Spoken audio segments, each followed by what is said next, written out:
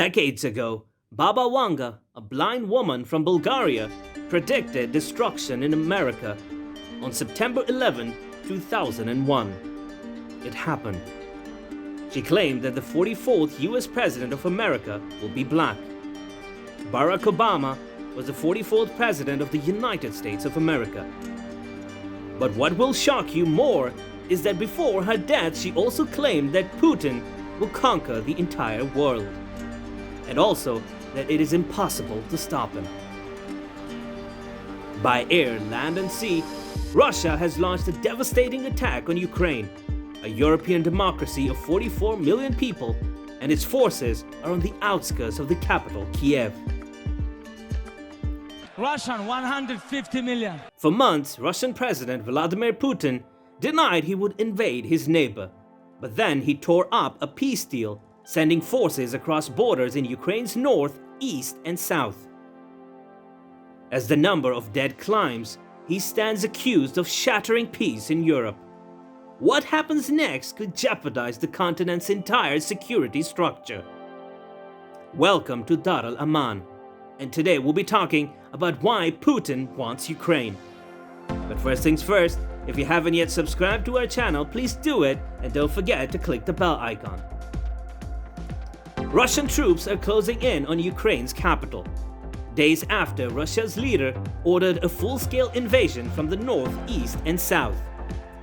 In a pre-dawn TV address on 24 February, he declared Russia could not feel safe, develop, and exist because of what he claimed was a constant threat from Ukraine.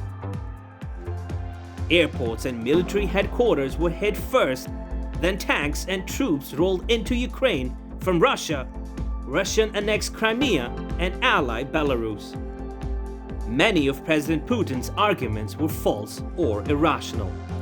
He claimed his goal was to protect people subjected to bullying and genocide, and aimed for the demilitarization and denazification of Ukraine.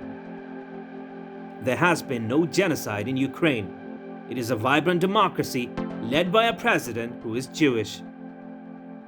President Putin has frequently accused Ukraine of being taken over by extremists, ever since its pro-Russian president Viktor Yanukovych was ousted in 2014 after months of protests against his rule. Russia then retaliated by seizing the southern region of Crimea and triggering a rebellion in the east, backing separatists who have fought Ukrainian forces in a war that has claimed 14,000 lives. Late in 2021, Russia began deploying big numbers of troops close to Ukraine's borders, while repeatedly denying it was going to attack. Then Mr. Putin scrapped a 2015 peace deal for the east and recognized areas under rebel control as independent. Russia has long resisted Ukraine's move towards the European Union and the West's defensive military alliance called NATO. Announcing Russia's invasion, he accused NATO of threatening our historic future as a nation. It is now clear that Russia is seeking to overthrow Ukraine's democratically elected government. Its aim is that Ukraine be freed from oppression and cleansed of the Nazis. Ukrainian President Volodymyr Zelensky said he had been warned the enemy has designated him as target number 1. His family is target number 2. This false narrative of a Ukraine seized by fascists in 2014 has been spun regularly on Kremlin-controlled TV. Mr. Putin has spoken of bringing to court those who committed numerous bloody crimes against civilians. What Russia's plans are for Ukraine are unknown, but it faces stiff resistance from a deeply hostile population. In January, the UK accused Moscow of plotting to install a pro-Moscow puppet to lead Ukraine's government, a claim rejected at the time by Russia as nonsense. One unconfirmed intelligence report suggested Russia aimed to split the country in two. In the days before the invasion, when up to 200,000 troops were near Ukraine's borders, Russia's public focus was purely on the eastern areas of Luhansk and Donetsk. By recognizing the separatist areas controlled by Russian proxies as independent, Mr. Putin was telling the world they were no longer part of Ukraine. Then he revealed that he supported their claims to far more Ukrainian territory. The self-styled People's Republics cover little more than a third of the whole of Ukraine's Luhansk and Donetsk regions, but the rebels covered the rest too. President Putin partly blamed his decision to attack on NATO's eastward expansion. He earlier complained Russia had nowhere further to retreat to. Do they think we'll just sit idly by? Ukraine is seeking a clear timeline to join NATO, and Russia's Deputy Foreign Minister Sergei Ryabkov explained, "For us, it's absolutely mandatory to ensure Ukraine never ever becomes a member of NATO." Last year, President Putin wrote a long piece describing Russians and Ukrainians as one nation. And he has described the collapse of the Soviet Union in December 1991 as the disintegration of historical Russia. He has claimed modern Ukraine was entirely created by communist Russia and is now a puppet state controlled by the West. President Putin has also argued that if Ukraine joined NATO, the alliance might try to recapture Crimea.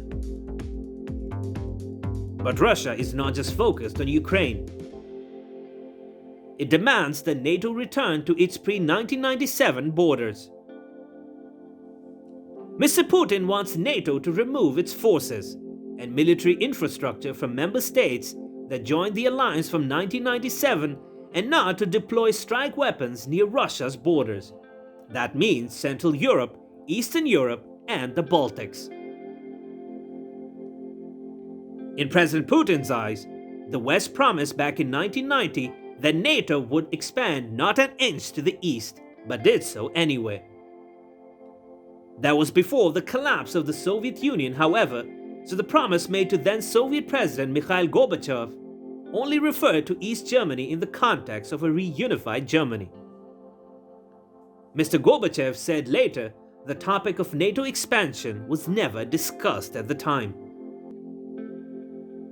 Many must be wondering, is there a diplomatic way out? Well, not for now.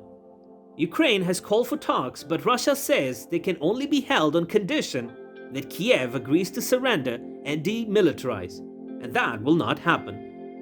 As well as the war, any eventual deal will need to cover the status of eastern Ukraine, as well as arms control with the West.